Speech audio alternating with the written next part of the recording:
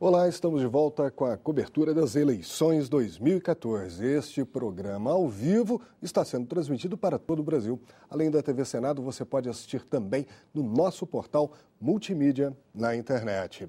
E vamos ver com o repórter Hermes Coelho quais são os últimos números desta eleição. Hermes, como é que está o processo de apuração aí? Aloysio, essa informação a gente vai ouvir agora ao vivo, acompanhando as informações lá da sede do Tribunal Superior Eleitoral, onde está o repórter Dante Ascioli. Boa noite, Dante. Quais são os últimos números aí direto do TSE?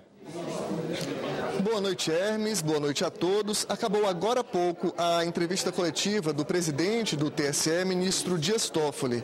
Ele fez um balanço de todo o dia de votações. O ministro informou que de cada 10 brasileiros inscritos para votar neste domingo, 8 compareceram às urnas. Ele reconheceu que algumas urnas eletrônicas apresentaram problemas. Segundo o balanço do TSE, 5.446 equipamentos tiveram que ser substituídos porque apresentaram problemas técnicos. Isso representa 1,15% do total de equipamentos usados nas votações de hoje. Esse número é maior do que o percentual de 2010, quando houve a última eleição presidencial. Naquela ocasião, foram substituídas 0,72% das urnas eletrônicas. Apesar disso, o ministro Dias Toffoli avaliou que os problemas nas urnas eletrônicas não atrasaram a divulgação do resultado das eleições. Menos de 56 minutos depois, ou melhor, 56 minutos depois do fechamento da última urna no Acre, já era possível saber quem disputaria o segundo turno das eleições presidenciais. Também foram apresentados números sobre prisões. 1.433 brasileiros foram presos, desses 71 eram candidatos. As principais irregularidades foram boca de urna, propaganda irregular, transporte ilegal de eleitores e compra de votos. Também foram apresentados números sobre a votação manual. Naquelas cidades onde as urnas apresentaram problemas, apresentaram defeitos e os mesários optaram pelo voto em cédula de papel. Isso aconteceu no Rio Grande do Norte, no Piauí e no Espírito Santo. Dante Ascioli, TV Senado, eleições 2014. Obrigado, Dante. Dante que fez aí um resumo, né, do balanço que o TSE fez do trabalho todo do primeiro turno. Mas, Aloysio, antes de voltar para você e para o debate com os nossos convidados, nós temos mais 3 governadores eleitos no primeiro turno. No Sergipe foi Jackson Barreto, eleito governador no primeiro turno pelo PMDB. Temos também em Tocantins Marcelo Miranda, do PMDB. E em Roraima, Chico Rodrigues, do PSB, e na verdade são 4 dessa vez. Vocês vão discutir sobre 4. Rui Costa, do PT, eleito governador da Bahia. Aloysio. Obrigado, Hermes. A gente viu aí 4 estados. O mais surpreendente para mim, particularmente, me parece a Bahia, onde o candidato que representa a família, a herança de Antônio Carlos Magalhães, aparecia liderando as pesquisas e acabou perdendo. Mas o Antônio Augusto já nos explicou por quê, não é? A tática do governador Jacques Wagner de começar a campanha no interior, para finalmente chegar à área metropolitana da Grande Salvador. Eu acho que é uma boa explicação para esse fato, não é? De que pela segunda vez Paulo Souto passa uma campanha inteira liderando as pesquisas e na hora da votação é derrotado. É isso mesmo. Salvo engano, também a outra surpresa lá é que o Gedel não ganhou a eleição para o Senado. Me parece que foi o Otto. Essa é uma informação a ser confirmada que é importante. Todo mundo tinha, e todos os institutos de pesquisa davam como certa a eleição do Gedel e pode ter havido essa surpresa, assim como houve lá em Pernambuco, né, com o Fernando Bezerra ultrapassando na última hora, na reta final, o candidato do PT, o João Paulo Lima lá. Os outros estados não há grandes surpresas, porque o caso do Chico Rodrigues é candidato à reeleição, estava muito bem posicionado desde o primeiro momento e, portanto, não houve surpresa em relação à expectativa de eleição. Né? Eu tenho a impressão que quando se fala de surpresa, pelo menos esse é o meu ponto de vista, A eleição para governo de estado do Rio Grande do Sul trouxe um resultado que ninguém imaginava, a começar pelos institutos de pesquisa. Aliás, eu não sei, alguma coisa acontece, não sei se nos processos, se nos procedimentos técnicos, alguma coisa acontece com os nossos institutos que costumam falhar e falhar redondamente. No caso do Rio Grande do Sul, nós passamos uma campanha inteira com a polarização da Ana Amélia e Tarso Genro. Quando chega na hora da votação, aparece o candidato do PMDB que fica em primeiro lugar. Quando, inclusive, as pesquisas de boca de urna mostravam ali uma indefinição, mas não essa liderança do Aliás, PMDB. já que você falou em pesquisas de boca de urna, praticamente mostravam um empate técnico entre Aécio e Marina. As pesquisas de sábado, por exemplo, deixavam isso muito claro. E na hora da votação, a diferença é essa que a gente observou. Quer dizer, Aécio acabou registrando um percentual de votos muito superior. Cerca de 14% a mais do que Marina. O que acontece, hein? Pois falha? Tem que haver falha técnica, porque se não houver... é aquela mudança muito rápida do eleitorado? Mas aí já é demais, né? É rápido demais? É rápido demais. Eu tenho a impressão que o problema é dos processos técnicos utilizados. Não é possível, não é possível. É a metodologia que a metodologia está levando a esse tipo de erro. Agora, os senhores estavam falando aqui, aliás, o senhor, professor Antônio Barbosa, falando do Rio Grande do Sul. Lá, a senadora Ana Amélia, durante toda a campanha, estava muito bem e, de repente, ficou fora. E olha, Antônio Augusto pode falar melhor do que eu em relação a isso, mas há algo no Rio Grande do Sul que tem me chamado a atenção nos últimos anos, e eu vou explicar por quê, Aloísio. Na história política do Brasil, nós temos duas unidades da federação, dois estados absolutamente singulares, Pernambuco, no Nordeste, e o Rio Grande do Sul. Essa é uma realidade que veio desde o período anterior à independência. Se nós observarmos as grandes guerras civis que nós tivemos no período imediatamente anterior à independência e nos 20, 30 anos após a independência do Brasil, esses dois estados são extremamente polarizados e vão até as últimas consequências para tomar suas posições. Muito bem. Quando a gente chega à contemporaneidade, o que nós vamos observar? E isso é muito nítido em todo o período republicano. São 120 anos de república. Não há espaço para meio termo, tanto na política pernambucana quanto na política gaúcha. Ou é A ou é B, ou é azul ou vermelho.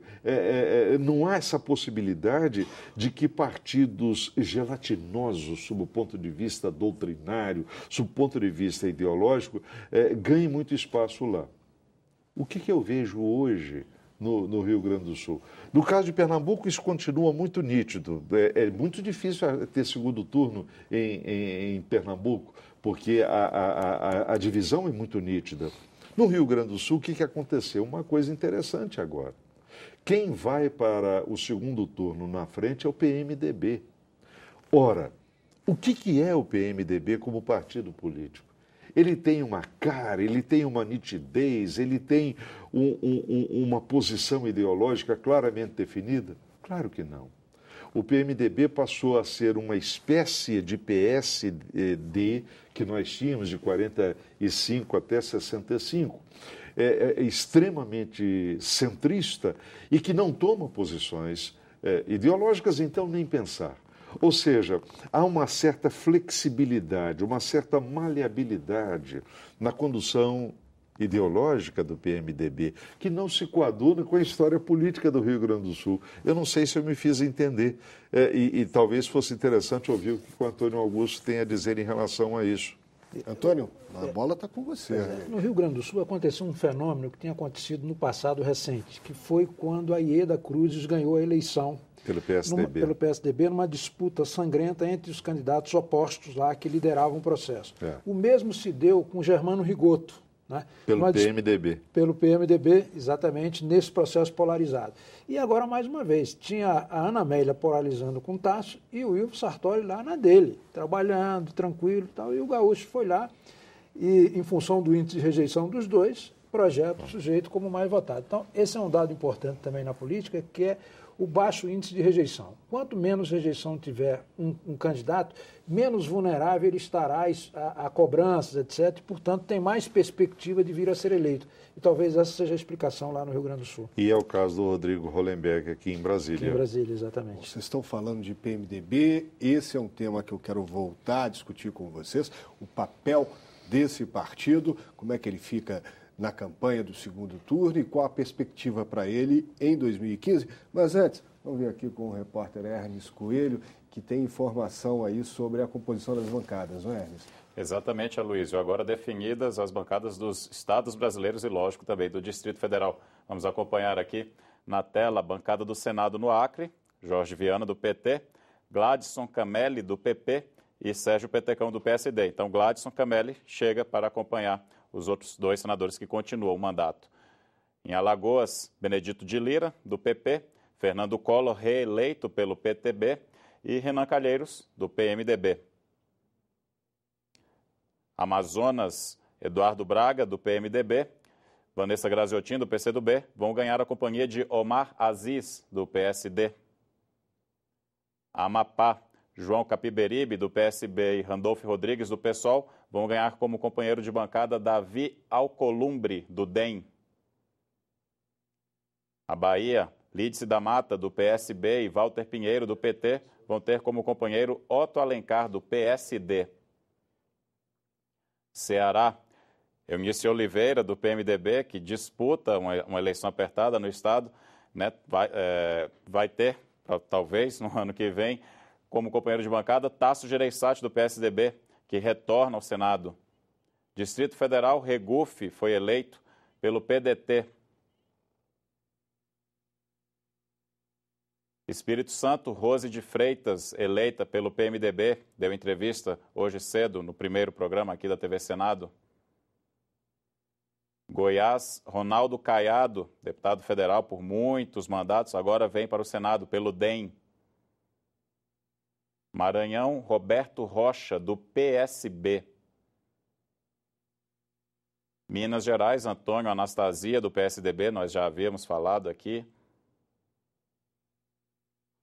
Mato Grosso do Sul, Simone Tebet, do PMDB, nós conversamos com ela ao vivo, filha de Rames Tebet. Mato Grosso, Wellington Fagundes, do PR. Pará, Paulo Rocha, do PT. Paraíba, José Maranhão, do PMDB. Pernambuco, Fernando Bezerra, do PSB. Repetindo aqui, Fernando Bezerra, do PSB. Paraná, Álvaro Dias, do PSDB. Vocês citaram a votação expressiva, 77% dos votos, reeleito senador. Rio de Janeiro, Romário, do PSB. Rio Grande do Norte, Fátima, do PT. Rondônia, Assir Gurgax, do PDT, se reelegeu para o segundo mandato de senador.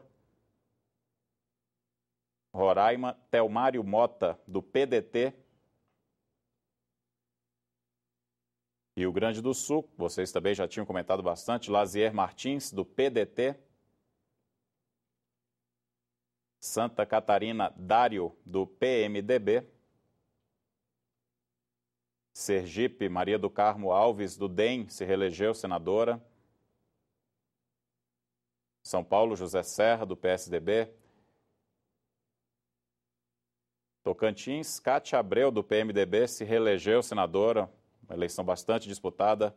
São esses os 27 novos senadores da República, Aloysio. Obrigado, Hermes. O que a gente vê é um Senado que tem uma constelação maior de partidos, mas que partidos tradicionais, legendas tradicionais, como o PMDB, que a gente estava falando agora há pouco, continua com sua maioria, continua forte, continua com um poder de influência muito intenso aqui nessa casa, não é, Antônio? Exatamente. A conformação das bancadas ficou igual à atual, ou seja, o PMDB em primeiro lugar, o PT em segundo, o PSDB em terceiro, né? Embora o PSDB tenha uma nominata grande, em sua nominata grandes quadros. O PMDB se encolhe do ponto de vista da qualidade dos seus representantes. A perspectiva que o PMDB tenha como candidato à sucessão do Senado, o próprio Renan, ou o Vital do Rego, que teve um desempenho pífio lá na Paraíba agora. Então, os senadores do PSDB vão ter um papel muito importante aqui. Em relação às surpresas, eu vejo duas. E um dado interessante, o Sarney foi derrotado no Maranhão e no Amapá. Ele apoiava o Gilmão Borges e o Davi Alcolumbre foi quem foi o eleito. E no caso da Bahia, que a gente já tinha comentado aqui, que o Gedel em todas as pesquisas estava na frente. E o Otto, que é um homem de interior, que foi vice-governador e que foi deputado estadual, conhece bem como se organiza a política lá na Bahia. E o pessoal acreditou muito que o ACM Neto pudesse, com os votos da capital, garantir a eleição. Foi muito importante para o desempenho que teve, mas o interior desequilibrou desfavoravelmente. Então, a composição do Senado, eu acho que as novidades são essas, ou seja, maior qualidade da bancada do PSDB, uma presença maior de mulheres no Senado, né, de outro lado, e, por último, o fato de que o PMDB, embora tenha a maioria da casa, não tem o mesmo nível de qualidade dos seus quadros que tem o PSDB. Mas continua com a importância que sempre teve aqui no Senado, o PMDB. Né? Continua com a importância. Inclusive no que diz respeito a apoio ao governo. Ainda que sem alguns quadros extremamente importantes, como era o Pedro Simão e o José Sarney. Né? Professor, como é que o senhor vê esse Senado que se desenha para 2015? O cenário do Senado. Do Senado. Eu acho que é impossível discordar do que o Antônio Augusto falou.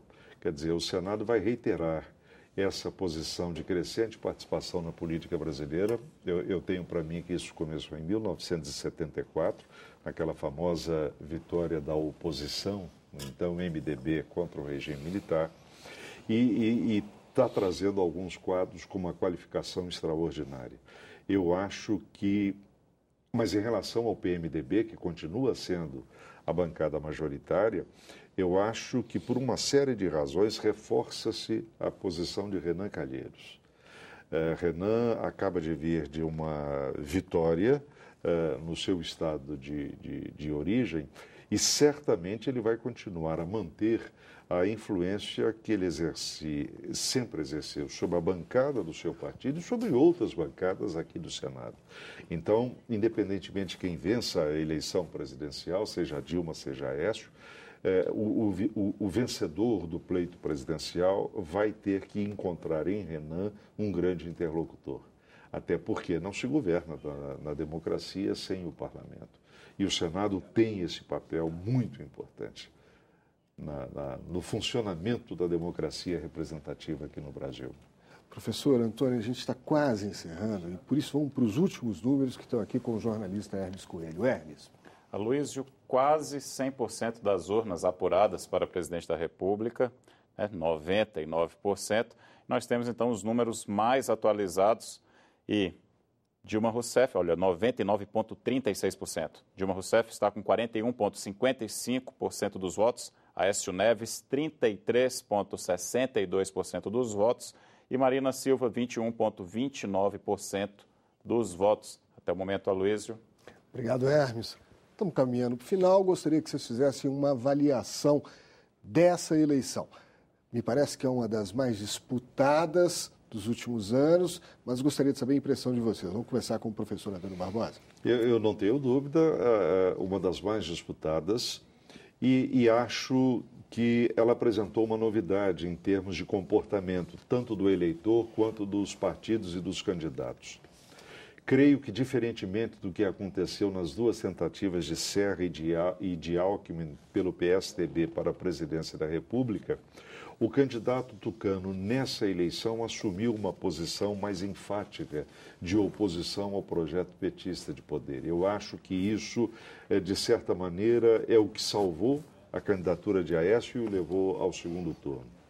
O segundo aspecto a ser salientado é que pela primeira vez tivemos uma eleição presidencial desde 1989 sem a presença de um candidato de São Paulo. Isso é uma coisa interessantíssima, porque, sob o ponto de vista econômico é o estado mais poderoso da federação, politicamente falando, ele esteve comandando, na verdade, o país, porque se observarmos bem, o carioca Fernando Henrique Cardoso se fez em São Paulo, o pernambucano Luiz Inácio da Silva se fez em São Paulo. Então, é interessante que neste momento, em 2014, São Paulo, pelas mais diversas razões, estivesse afastado da disputa presidencial de uma forma direta. E, finalmente, um terceiro ponto que eu gostaria de destacar. Se nós analisarmos as 4 últimas eleições, é a primeira vez que é nessa eleição de 2014 que o PT entra para o segundo turno com uma margem de vantagem menor. Ou seja, nas eleições anteriores, as 2 em que Lula foi para o segundo turno e na última, quando a Dilma foi para o segundo turno, eles levavam uma diferença maior em relação ao seu oponente do PSDB. Isso confirma o que nós estamos dizendo aqui. Quer dizer, é bastante provável que de 94 para cá, essa seja a disputa mais acirrada para a presidência da República. Doutor Augusto, suas considerações. É verdade. Eu queria abordar um outro aspecto, que é o seguinte: quem vier a ser eleito presidente da República, seja Dilma ou Aécio, vai enfrentar um quadro de enorme dificuldade na economia nacional. Vai precisar reorganizar as finanças públicas e, para isso, vai ter que tomar medidas impopulares. E nesse processo eleitoral ele vai ser muito mais acirrado por isso, porque esses 2 candidatos que foram para o segundo turno foram os únicos que não divulgaram o seu programa de governo. Vão ter que enfrentar temas como reforma trabalhista, reforma previdenciária, reforma tributária, uma série de pendências que a sociedade quer que as posições sejam explicitadas, né?